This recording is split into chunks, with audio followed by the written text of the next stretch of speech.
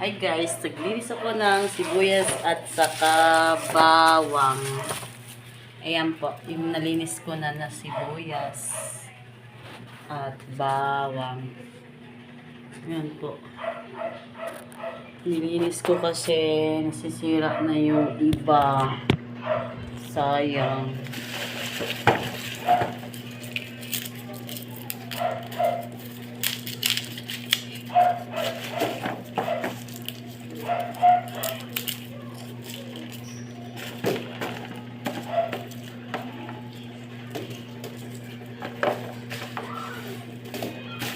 Nililinis natin guys kasi sayang yung mga sibuyas, nasira yung iba, nahahawa naman yung iba, pati yung bawang, sayang.